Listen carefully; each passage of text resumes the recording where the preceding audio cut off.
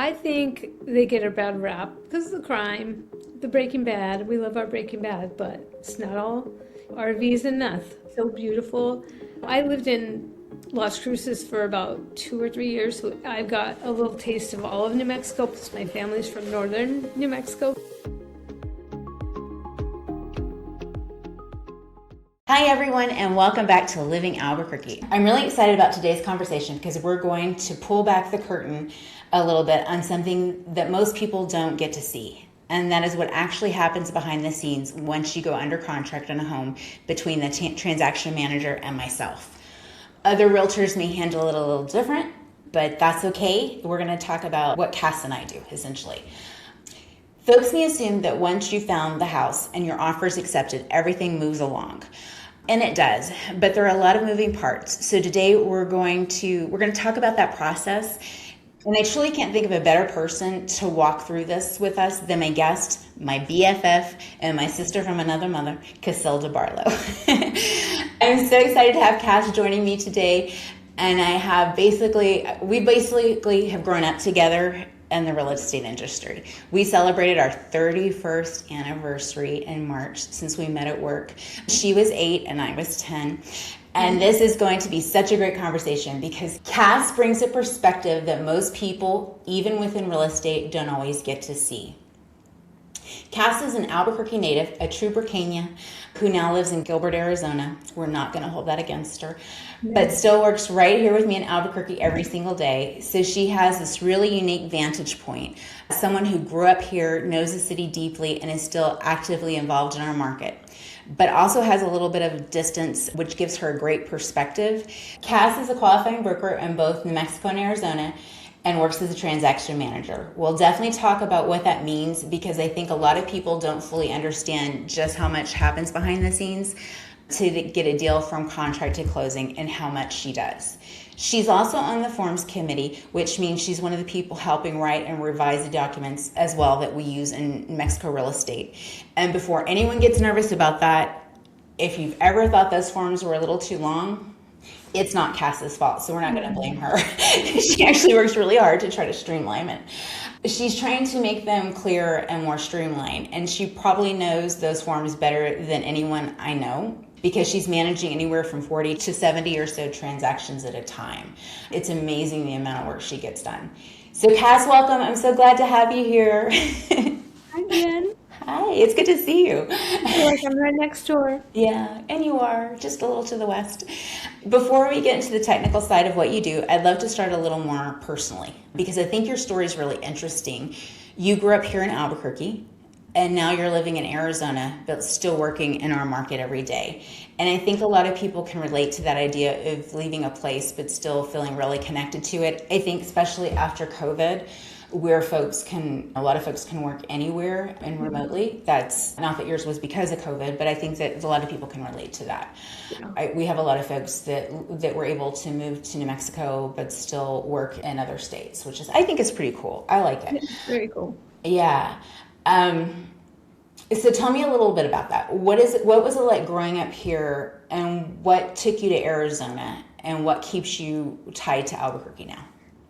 I grew up in central New Mexico in Belen. I was there from when I was 2 to 17, I think. And then I moved to California. That's where I started in real estate. And then back to Albuquerque. New Mexico always calls you home, right? So I got licensed in, I think, what year was it? 93, because we were licensed the same year. And I've always mostly worked as a transaction coordinator. And then what brought us to Arizona was my husband was a contractor through Intel, and we kept fighting that move. Oh no, we're not going to move. My family's all in New Mexico, and then one day we just went, why are we fighting this? Let's just go. And the stars aligned, and here I am. And actually, it made my business double or triple when I moved. Why is that? I actually do not know. I couldn't tell you. I think sometimes it's just you trust where you need to be, and things just aligned for you, and because you trusted where you were meant to be. Was that hard for you to make that move and worrying about losing business? I was worried, but I also knew this is what we were meant to do. So I just did it. That's like most of my life, I think. I just did. Yeah. It wasn't a plan. It wasn't well thought out and organized. I just went where I was supposed to go and everything flourished. I love that. What a lesson. Because that, I think that's for me. I think that can be hard just to trust with Yeah. those big life changes, especially. Yes. But It yeah, was actually the best thing that we did, even though I'm so far from my family. I yeah, think it was all good for all of us. yeah. Good. I'm glad that it's worked out. We've Yeah. still kept our relationship. We talk Yep. every day, multiple times a day. Yeah, all day long. Yeah, we really do. Cass is my ride or die. That's my ride or die. Jen and some of my transaction coordinator friends, these are my friends. They're my people. Yeah. It's kind of cool because it's like real estate's intense. And when you have these lifelong friends and people that you've been in the trenches with, it's like you truly know each other and you know what you're going through more so than I think anybody else, sometimes even more than partners or family in some We talk ways, to each right? other more than we do our significant others. I know, we're We each do. other's work life. So let's talk about what you do, because this is something I don't think people fully understand. When someone goes under contract in a home, they usually think the realtor's handling everything. And we are. Like most, at least I can only speak for myself, right? We're definitely monitoring everything. But there's an entire layer of work happening behind the scenes that you do, because I'm out in the field with buyers and sellers. So how do you explain what you do as a transaction manager? That's a really good, hard question. People could just say, oh, I do contract to close, and it's so much more than that. And people blur the lines of you're an assistant, you're an assistant. You are. You're not a personal assistant, but you are like, you're there watching email, you're there watching deadlines, you're there making sure the forms are done correctly, counting all the addendums, getting loan updates, making sure everything's ordered within the timeline of the purchase agreement. So the devil's in the details, and that's what we do. A transaction coordinator loves the details and the process and the compliance side and all the stuff with your office and staying up to date on forms and templates. And it's such a big job that I can't even explain every detail. And you just do it. If you need it done, you need to do it. You know what I mean? That's what we're here for. We're here to be your support, and if it needs to get done, we do it. That's awesome. Yeah, it's like I know in real estate we all wear many hats, and you definitely do, right? Yeah. And so often we run across things, and you and I talk things through in depth because, like I said earlier, you are a qualifying broker in 2 different states. You have more licensure than I do, and it's like you and I we get granular. We talk, okay, if we write it this way, an addendum or a counteroffer, like how is that going to affect our customer, our buyer, our seller? Yeah. Is that going to be understood? Does that follow regulations? All the things you help me a lot, and we really get into those conversations. And I think that's what's wonderful about you being on the forms committee. And also just a second set of eyes looking at things. Did you catch this? Because I didn't catch this. And then you're just a collaborator. You're a team. Yeah, Cass knows these forms so well. Just the other day we had something because the way, and 100% it was okay the way that it was done, but a buyer side on one of our listings sent over an addendum, and because of one word that they used, then Cass is like, I think we need to use this form instead of that addendum, and brought it to my attention. And so it is great to have that second set of eyes. So essentially when you're under transaction, you've got 2 brokers that are constantly, we've got your back. Like getting granular, I don't know how else to put it, but looking at all those tiny details, all because of one word was used, which was a sign instead of to be, right? And that was what triggered, okay, since that word was used, should we use this form now? And like you said, there's so much going on. It's such a big job that you have, and especially being part of the forms committee with that as well. So walk us through what happens after a contract is accepted. Like, I know for me, and again, I know that you work with other brokers who shall not be named, and other companies, but which also helps. But because I see a lot of transactions in a year, anywhere from, it's like a slow year is 48 in a busy year or 75. You're doing that in a time, right? And so you've got that different perspective because you do work with all these other folks. So that helps. And so anyway, back to my question. What do you specifically handle for during a transaction for me that is from contract to close? I usually have my first steps, like after we go into contract, especially with buyers, I have my next 3 steps phone call. And so, yeah, and then you take it. You have your steps and I have my steps, and together our steps work together. So she does this and she hands this off to me, and then I have my templates created specifically for Jennifer, for whoever I'm working for each file. They're not totally blanket templates. Everyone's an individual and everyone works differently. So that's when the clock starts ticking, right? You got a purchase agreement, the clock is ticking. You got to get documents to the appropriate party, things on the calendar, get all the dates, schedule inspections, let the buyer or seller know, here's the deadline, here's what to expect next. It's so hard to explain this job. It is. It's just a lot of little details like what's next, the next steps. It's always like you don't want to overwhelm someone in the beginning of here's everything, right? Because they'll be like, oh my God. And then they'll ask you, when's this? So you have to take it step by step, I think. And you generally, your clients, Jennifer, you educate your clients very well, and they'll come back and ask a question. And if it's appropriate for me to answer that question, I will. If it's appropriate for Jennifer to answer that question, she will. Sometimes I'll answer the question and Jennifer will piggyback with something additional. So we are a very well-oiled machine like that. And we know each other. We've been working together forever. And I know the things Jennifer does that I don't do, or vice versa, the way she likes to do her work. Everything is, and here's the thing about being a transaction coordinator, I can only speak for me and how I operate, but Jennifer's different than another realtor that we're not speaking of. That they operate different than Jennifer does. So they have different needs than Jennifer. But basically it's all the same, right? Details, explaining things. Our contracts are very long.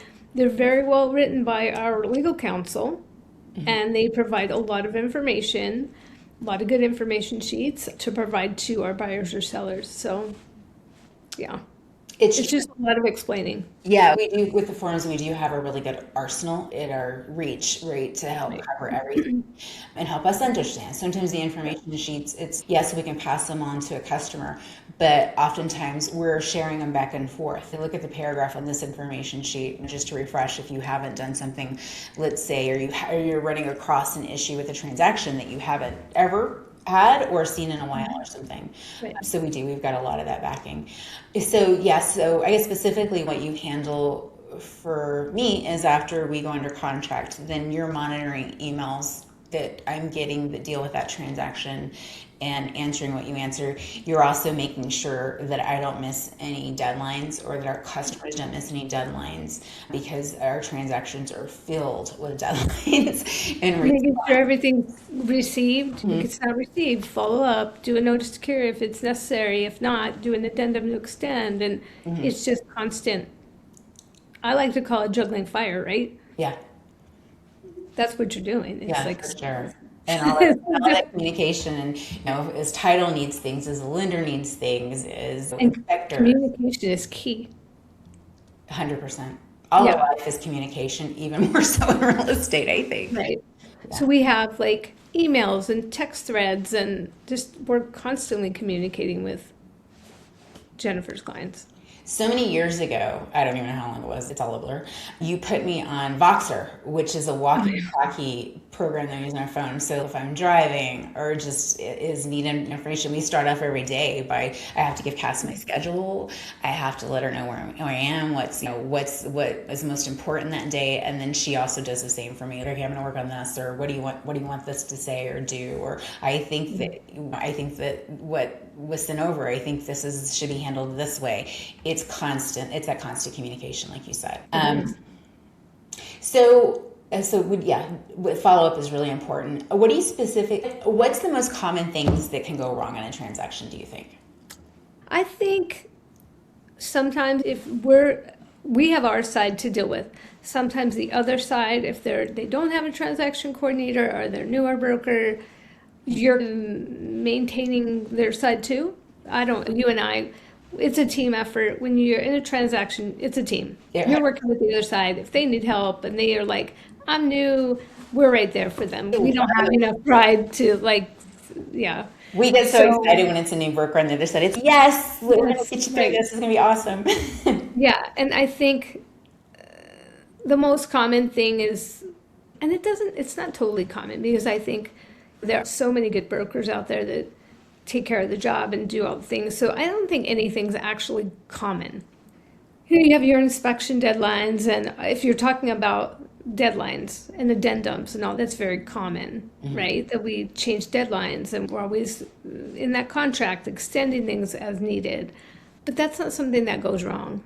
I think things that go wrong that are like inspections that buyers aren't comfortable with, or the lending side that they didn't get what they needed, or you're waiting on a verification of employment or MFA approval. Those are the common things that you see that delay or that are problematic. Wouldn't you agree? I think the thing about real estate transaction, like a lot of things in life, is there's a lot of people involved, right? Yeah. And whenever people are involved, it's dealing with all the things that can go wrong. And like you said, I think I agree with you. It's mostly delays, and that's run of the mill. And I think we all work really well with each other as a whole and can work through those Most part, delays. yeah. Yeah. I And would so say, what would you say, 95% of your contracts, out of all of your contracts, I would say 95% of them go pretty good. yeah, It's I rare. think I wouldn't even say 95. I'd probably say 97. You have very few, but those are the ones you remember. and you learn Those from hard it. ones, right? Yeah. Yeah, Would absolutely. you say that for Yeah. you? Yeah, I do. I think that everything does run pretty smoothly. And when they don't, it's stuff that don't sweat the small stuff. It's delays. It's just for whatever And reason. there are things out of your control, Yeah. right? Because the things we can control, oh boy, do we, Huh? right? The things we can control, we control them to text them back. Yeah. And I honestly think that makes for a good realtor, transaction broker, and everything, or transaction manager, is that wanting to make sure everything is done as best as possible and to keep that control, because so things don't go off the rails. And so that's the next question. What makes a transaction run smoothly? And yeah. Oh, I can tell you this one. Two really good realtors, an amazing title company, and a great lender, and a transaction coordinator on both sides. Right? And yeah, and that usually all boils down to that communication and people doing things in a timely manner. Because it is, it's like sometimes folks will ask, how long is it going to take to get the loan? And it can actually be done as little as 3 weeks. But let's say that we need a verification of, or the lender rather needs a verification of employment, or the appraisal doesn't get turned around on time. It's going to take, if it takes an extra 7 days to get that to your lender or whatever, then that's going to delay it by about 7 days. Yeah. But if you know when you're communicating, you can communicate it to everyone, so it's not a thing. It's not a problem because you're communicating it, and everyone is in the know. Yeah, 100% agree. Right. So you're handling about 40 to 70 transactions at a time. Oh my God. So that's pretty incredible. What have you learned from seeing that many deals come together? If you could give buyers or sellers one piece of advice to make the process go smoother, what would it be? Read it. Read the contract. Read and listen. Follow instructions. Ask questions. Ask a lot of questions. I love when people ask questions because it shows me, oh, they read it. Yeah. And I know you do a really good job of explaining the contract to your people. Yeah, I try to talk about that while we're looking at houses, or like on the listing appointment. I think that always the joke is, how do you eat an elephant one bite at a time? I always say, how do you get through a real estate transaction one step at a time? And I'm constantly, and I know you and I do that with each other, and I think that we're constantly educating the customer. So like at the time of my listing appointment to the time I get that call, will you work with me to buy a house? It's like you start that education process. And we have booklets that cover the process, they get sent and everything. But at the same time, it's also just it's like step by step. Yep. And also, Cass has we have this Google Doc that goes back and forth. It's our update sheet that we're both in there. It's color coded, all the things that we're in Right. all the time with each other and making notes. And there's not a day Right. that goes by, probably even on a weekend, that one of Right. us isn't in there and taking care of something. Okay. That's been a game changer. And you can have all the nice programs in the world, but a working document like that, gosh, it just works for us. It does. It just For really sure. does. Yeah, yeah. And yeah, it does. It's the greatest thing in the world. So I'm For glad. us, Cass you is know what, there. I'm gonna tell you, it doesn't work for everybody because everyone works differently, but it's worked for us for years. Yeah, no, it really does. It keeps us both organized. And we Yep. have a really good, I always tell clients about this when it's okay, Cass is going to become involved and everything. And then I always say that we have a really good division of labor. It's like just CC us both on everything after you go under contract because I know what she's handling. She knows what it is I'm going to handle. And we just go, I don't know, we work pretty well together. It's very smooth. And let's roll back to what can go wrong in a contract. When you don't CC the TC, then we can't help you, Yeah. right? What I always say, help me help you, Yeah. Keep you in the loop. keep me in the loop. For sure. Reply all. So you mentioned forms, and so let's talk a little more about them.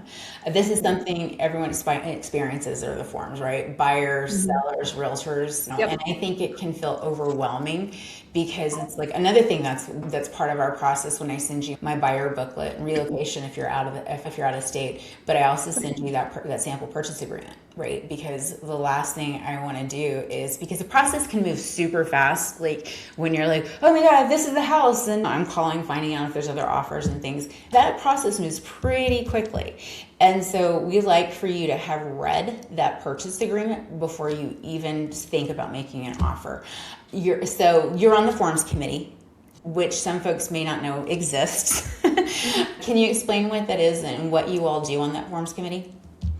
It's a committee of brokers. It can range anywhere from qualified broker, associate broker, someone that does farm and ranch, commercial, property management, through the whole state of New Mexico. Farmington, Las Cruces, Clovis, Farmington. Did I ever say Farmington? And we have to get a pulse of what goes on in Taos. And we have one purchase agreement to do that. We have more than one, but you know what I'm saying. Yeah. Our NMAR forms cover the whole state. And a lot of people don't understand that. I didn't understand that. When I sat at that table, I was like, oh yeah, there's other people besides me. Oh yeah, it's not about me. So that was a big lesson to learn because I think a lot of people, I can only speak for myself, but when I joined that committee, I was like, I'm going to make this needs to be shorter. Or you go there with your own agenda for sure, and it immediately changes instantly. Oh, and then you become part of this really cool group of people collaborating and not always agreeing. It's a space where you can disagree and be like, this doesn't work. I do a lot of forms every single day. I see a lot of offers across my desk. I see a lot of repair requests every day. For me and my brokers, you see, this doesn't really work in the real world. And then you take those things back and they either get changed or they don't.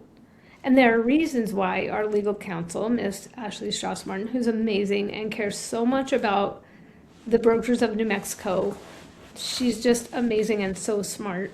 That's why she writes the agreements the way she does, because she wants to protect us and the sellers and the buyers and also cover the whole state of New Mexico. Because things happen in Taos that we have to add to our purchase agreement. Things happen, and that's why forms change. That may not just affect Albuquerque, New Mexico. And then you wonder, why did this happen? This happened, or it happens a lot in Taos and Santa Fe. So we have to make the change to accommodate. That's very true. It's like we think about every state has different real estate laws and practices and stuff, but it really is different from city to city. I know sometimes when I work up in Santa Fe, it's like there's certain things that they do differently than we do here. And it is, and it's like I think that you all do a great job, and I think I agree with you. Ashley is she's so smart, she blows me away, and she works so hard. I know her talking about I wake up at night and think, oh my gosh, Yeah. worrying about this for us, and so Yeah. she tries to dot all of our I's and cross all of our T's for us, even if we don't always appreciate it, Yeah. because it is. It's you go into that attorney mind, and it's okay. This is why we now have a page just dealing with surveys because of all the And things. you learn so much from her just sitting at that meeting. You're like, oh, this is like a class. We had a whole meeting one day and we learned about wells because of people that do farm and ranch. And I'm like, oh, I felt like I went to a whole well class. We should get CE credits for this. Yeah, for sure, for sure. But yeah, there's a method to her madness, if that's what you want to say, but she does everything super intentional. And you don't have to agree with it, but there's a reason why she's doing it. Yeah, yeah. So the next question, I think we've covered it, but it's essentially, so let's talk about these forms in detail, but what we did. And so what are they designed to do for buyers, sellers, and realtors? Anything gets Write this down. to keep. So Go ahead. you definitely want to standardize the contracts. You want to standardize it. You want to have clear expectations and transparency. There you go. And of course, you want to reduce risk, right? And because we're brokers and we're not agents in the state of New Mexico, a lot of this legal stuff is written for us, so we don't do it. That's why Ashley writes it. And they ask, why are these forms so long? There's headers and footers and font and explaining things. So it's not unnecessary. Everything that she did was intentional and necessary. Did I answer the question? You did. Okay. And so when we complain, us brokers complain, or our clients complain, first off, it's not your fault that they're so long. But so essentially you guys are talking about like lawsuits that have happened around the state or in the country, right? You're talking about what people are seeing in the practice in different parts of the state. And so then that usually gets paragraphs added or changed. Is that? And so that's all to protect the 100% public. correct. Yeah, the public as well as us. Yeah. And that's why we have all those information sheets, and they're great. That's why I say read them or have your buyer read them. You have a question, you can even reference it and read it to your client. You don't need to, if they don't want to read it. Yeah. I've learned so much from information sheets too. You do. No, the information sheets are great. And it is. And the purchase agreements are lengthy. And it is. It's like I go back to it something weekly to go, okay, what exactly does that say? And it's not like that we don't know what it says, but going in to go, okay, what is my next step? Because I look at a contract, right? The purchase agreement. Once a buyer and seller go under contract, that is our instructions. It's your instructions. It's my instructions. It's the lender's instructions and the title company's instructions. It's not ours to say, oh, or interpret or what have you. It's their agreement. And that's what we follow. It's our instruction list. And so we just have to make sure we have those detailed instructions. So is there anything else that you'd like to share that the committee is trying to accomplish with the forms? I think right now we're just really trying to get the forms out to the forms provider. I know most of them are out in transaction desk or Sky's. No, they're not in transaction desk quite yet. Some of them are there, but not all of them. So that was the goal. They're there. We're just waiting. And we're just not really working on a whole lot right now as far as that goes because we had so many forms that were pushed out. Yeah, we just had a new purchase agreement, and that's probably the biggie. And changes. It was a lot of forms. Yeah, yeah. We were working on all those right after COVID, and then the compensation stuff happened. So you're always pivoting, right? You think you're on this, oh, we're getting all this stuff done, and it immediately stops. When there's new, like when our lawsuit happened and all that stuff. And then FinCEN is happening now. So it's constantly changing. Yeah, one of my sayings about that is the only thing constant in real estate is change. I love it though. Do you like it? I love change. Yeah, it keeps us on our toes. It keeps us sharp for sure, I think. Yeah. Okay. And is there anything that you wish personally that you could, I know I'm going off script here. Is there anything personally that you wish that you could change about the forms committee? And you don't have to share that if you don't want to. Forms committee, I've met some amazingly smart brilliant people on that committee, and everyone has a really good, they go in there with a good intention. I've been on that committee 5 years, and people rotate, and I think all the people that have been on or rotated off, their intention is to do good and to serve the real estate community. And so I think highly of everyone that has sat at a chair, taken the time, because it's a lot of work to do something. It takes a brave person to open your mouth in a table of people you may not know personally, and you might feel like, oh, they're smarter than me or have more experience than me. But I think just putting yourself out there and being brave and just speaking your mind, whether it's agreed to, whether people agree with you or not, I think it's a good thing. I don't know if I would change anything. Because it's NMAR. NMAR's a big, it's not just forums committee, it's so much more than just our committee. I was going to say little committee, but it's like a very important committee. Probably the most important. Because there's like so many other committees that are at MR. And I'll just say this, if you are going to complain, then you need to join a committee. Yes, ma'am. That's what I would like to change. That's what I would like to say. If you feel like you want to make change, make time to put yourself there, because it will change your perspective on so much. I know you and I talked about it. It's like you have to have a lot of patience to do that. And just something I want to share about you is you really it took you a while to get on that committee. It's like 5 years. You applied for, oh wow, okay, it was that long. I can't believe you've been on it for 5 years, but Cass is so dedicated to this and her profession and the forums that, she did. She worked for 5 years to get on that committee, and she has stuck with it because I know it hasn't been easy. And she makes the effort because they meet in person in Santa Fe usually once a month. Every now and then it's on Zoom. She flies back to New Mexico. That's how dedicated she is. And she rents her car. She goes up to Santa Fe. She spends the day away from us, work and everything, right? That's hard, by the way. Away from her family and spends that money to get here. That's how dedicated Cass is to this. I think the hardest thing about being in the meetings sometimes is what people don't know about this job is when you handle that many deals, you're handling that many clients, that many brokers, right? So they need you all the time. It's a 24-hour, 7-day-a-week job.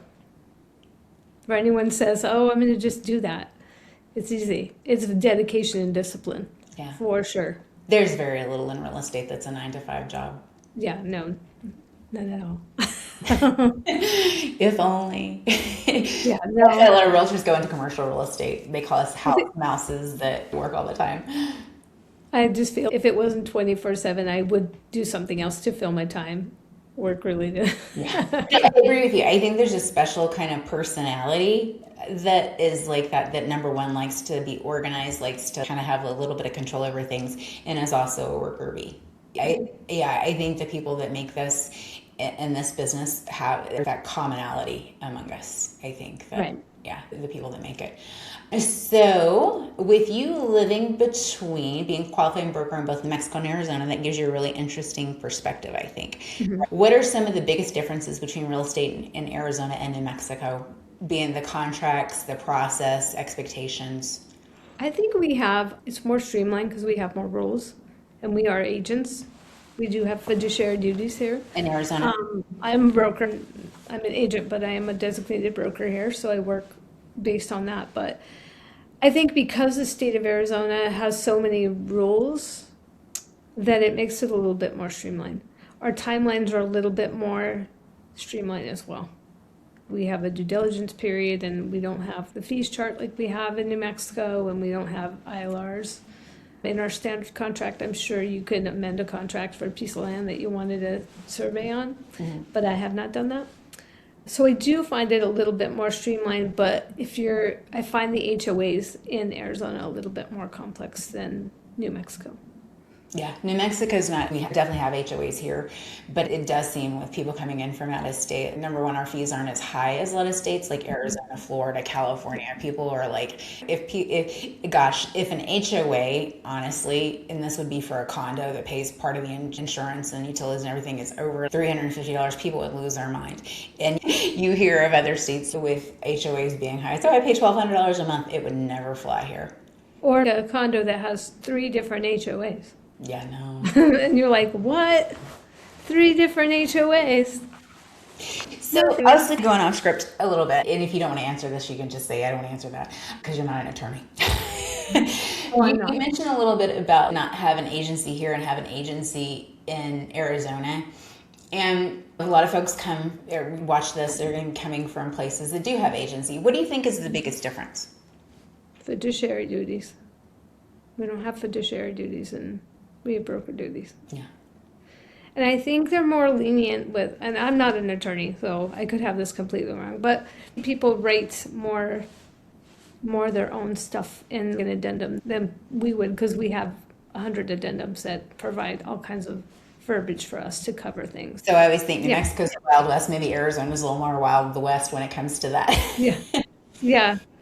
You were an agent once. We were both agents. So if you could think back, would it be fiduciary duties? Would you say the same thing? Yeah, I would say fiduciary duties. Yeah.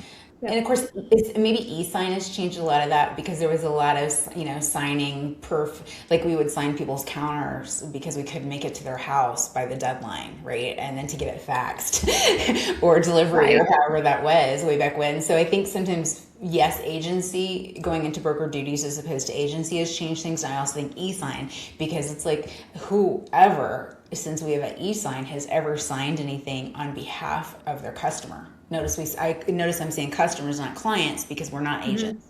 We're transaction brokers, so that you become our customer, not our client. But we used to sign things like accepted per client's phone call at whatever time, and then we were signing our name for them. And then best practice, we would try to get their signature, but none of that. Oh no, none of that anymore. Jen, it wasn't that long ago. It wasn't that long ago. Right. Honestly, it's crazy.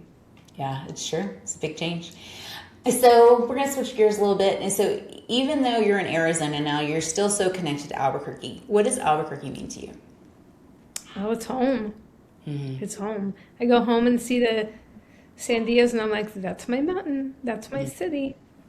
That's where my family is. It's where my heart is. My daughter, my husband, my brothers and sisters. The other half of your heart. My mom. Yeah. What do you miss most about it? My family. Yeah. Yeah. When someone asks you about Albuquerque, what do you tell them? It's beautiful, and we have 4 mild seasons. We have the best weather and the best food. We do have the best food. It's beautiful. Yeah. Yeah. So when you come back each month, are there things you always make sure to do? Do you have favorite places that you want to go eat or go see? Yeah, definitely. I miss our French restaurant that they closed in Old Town. That would have been the place I would have went to every time I came home. Yeah. I do good Dion's, but sometimes I can burn myself out on Dion's. Garcia's or Tomasita, any kind of New Mexican food I can get my hands on when I'm there, I will do that. What's it? Is it Duran's that you like to go to downtown? Oh, I love Duran's. But I don't always eat at Duran's. I go to Duran's to shop. Yeah. There's a lot of shopping to be had when I'm home. And the chocolate place in Santa Fe that me and you love so much. Oh, yeah. That is so good. I do have to stop there often. Yeah.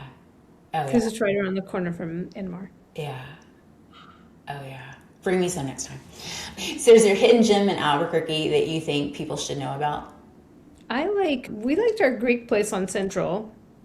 We went there, and the French place that's closed. And then Cafe Istanbul is good too. And I would say those. I really try to remember. I do like to go to the New Mexico coffee place and the coffee place you and I went to. We had those maple lattes. It was right off of Candelaria. Oh, yeah, it's off at, is it Candelaria? I can't remember if it's Candelaria or Gregos in the North Valley. Ballo's, is it? Yeah. Yes. Oh, yeah, the Norteño. Oh my gosh, that is so good, that coffee. No, so good. Thanks. So when I do come home, I load up on coffee. What do you like? You like the Pinon coffee? Yep. Okay. That's all we drink. My sister was here, was the last week or so, and that she had to load up on the Pinon coffee makers, the biscochito for her family. They just, I do everything. yeah. Mexican chocolate, whatever. I'm like, just get in my suitcase. Yeah. Such good stuff. So if someone was visiting Albuquerque for the first time, what would you tell them they absolutely shouldn't miss?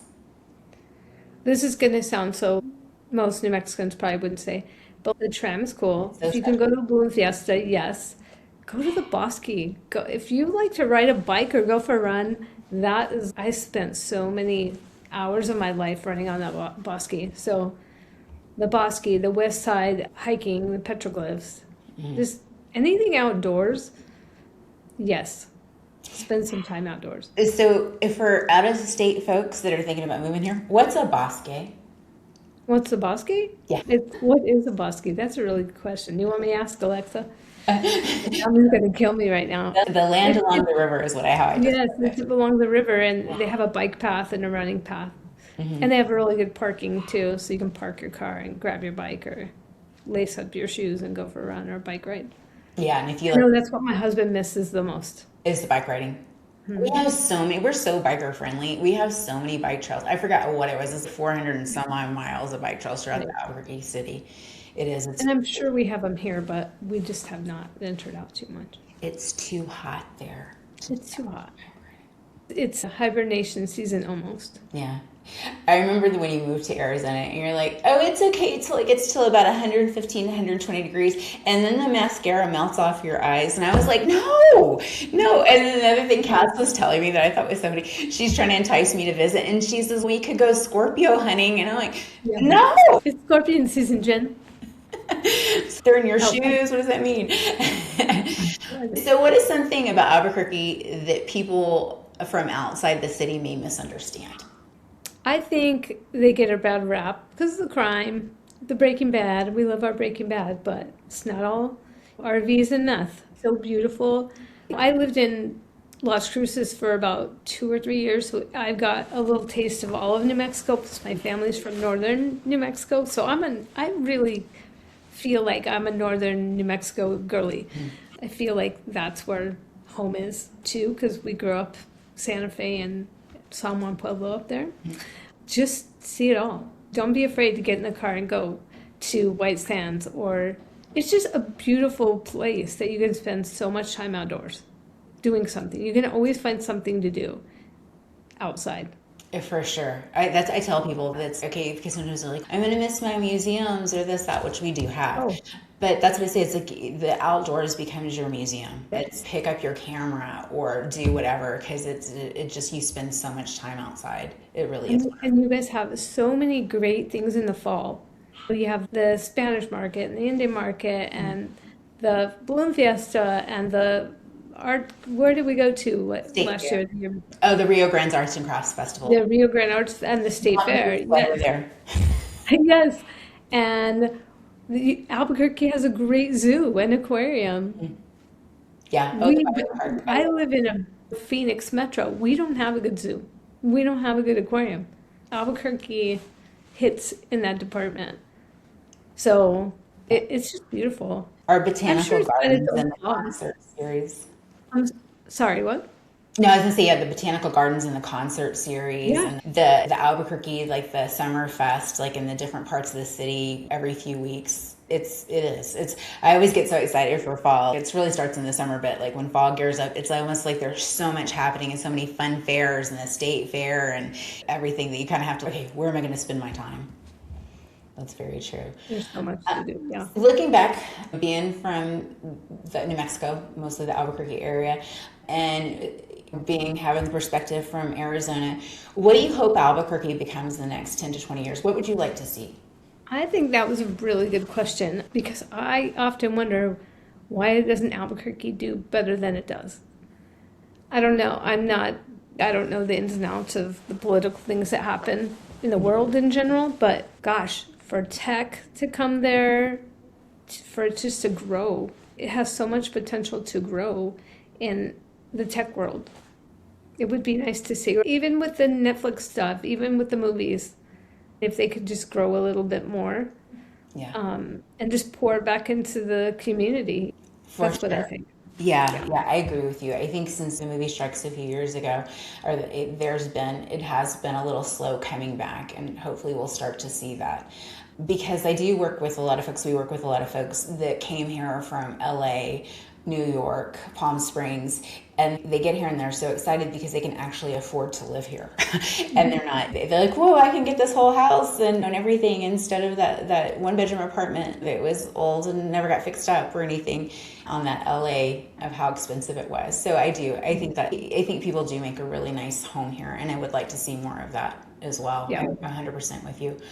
Cass, this has been such a great conversation. I think this is one of those topics that people don't think about, and once you understand it, but like the TCing, the forms, hopefully this changes how they see the entire process. Hopefully it gives people a little more appreciation for everything that happens behind the scenes with us, and maybe even those forms, and not being like, oh my God, this is so long.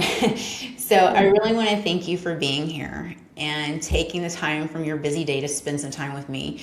I guess now we have to get back to work, huh, and get to We all do. those emails. Gotta look at So, that update sheet. huh? Gotta look at the update sheet. Which I haven't gotten to today, sorry. So I want to thank everybody for listening. And again, I'm Jennifer Wilson, and this is Living Albuquerque. And until next time, live well, live Burkey. Thank you for listening to Living Albuquerque. If you enjoyed this episode, be sure to subscribe, rate, and share it with someone who loves Albuquerque or is thinking about calling it home. Until next time, live well, live Burkey.